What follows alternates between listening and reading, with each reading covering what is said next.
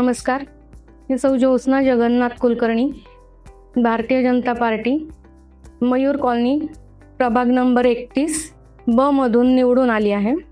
माझं माहेर बारामतीला MES मध्ये माझं शिक्षण झालं 10वी पर्यंत. तुळजाराम चतुरचंद कॉलेजमध्ये माझं BCom झालं.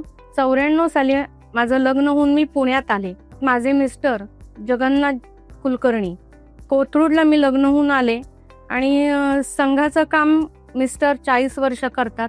30 वर्ष भाजपची 10 वर्षाची अध्यक्षपदाची जबाबदारी होती मतदारसंघाची आणि तिथून माझी वाटचाल सुरू झाली. प्रभागाचे अध्यक्ष असल्यामुळे काही मेळावे वगैरे असायचे तर त्यालाही मी जात होते. ABVPचंही काम मी TC कॉलेजला असताना केलेलं आहे आणि इकडे मिस्टर पण ABVPचं काम करायचे. नगरसेवक पद आल्यानंतर मला महिला आणि बालकल्याण विभागाची सदस्यता मिळालेली आहे आणि त्यात काम करणंही मी माझं भाग्य समजते. नवजात बालक, कुपोषित मुलं, त्यांचा आहार चांगला मिळायला पाहिजे. त्यानंतर गर्भवती महिला आणि माता यांनाही चांगला पोषण आहार मिळून ते सुदृढ कसे होतील हे बघणं जास्त गरजेचं आहे. आता काळाची गरज आहे. त्यामध्ये महिलांसाठी सुरक्षितता हा एक मोठा विषय आहे. त्यातही मोठं काम करता येईल. याकडे लक्ष देऊन सर्व प्रश्नांचा विचार करून जास्तीत जास्त काम करण्याचा माझा मानस आहे. पुण्यामध्ये विविध संघटना आहेत की ज्या लहान मुलं आणि महिलांसाठी काम करतात आणि या संघटनांचा उपयोग करून किती जास्तीत जास्त काम करता येईल याचा मी विचार करते आणि हे काम नक्कीच मोठ्या स्तरावर उभं राहील हा माझा विश्वास आहे. कोरोना काळात व्यवसाय काम बंद होतं. धुणी भांडी करणाऱ्या महिला किंवा पेंटर, रिक्षावाले यांना आम्ही किट किराणा मालाचे देऊन मदतीचा हात दिला. त्यांचं कुटुंब व्यवस्थित चाललं.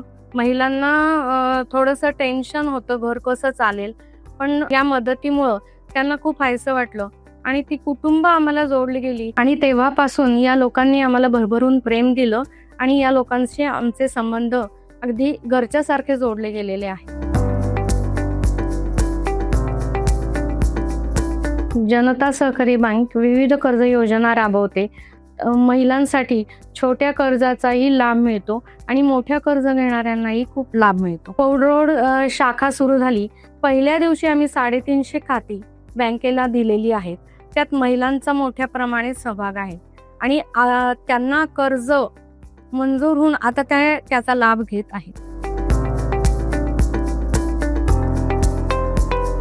माझे मिस्टर पेपरचा व्यवसाय ते 8वी पासून करत होते, वर्तमानपत्राचा.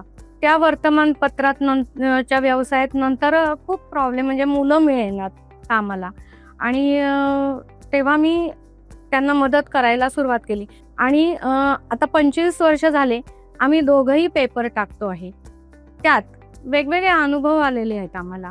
महिलांसाठी सुरक्षिततेचा हा मोठा प्रश्न आहे कारण आम्ही रोज सकाळी बघतो तिथं सुरक्षितता आवश्यक आहे महिलांसाठी आणि लहान मुलींना स्वसंरक्षणाचे धडे देण्याची गरज आहे. महिलांनी काम करताना स्वसंरक्षण आणि स्वतःचं व्यवस्थित संस्कार जपणं आवश्यक आहे.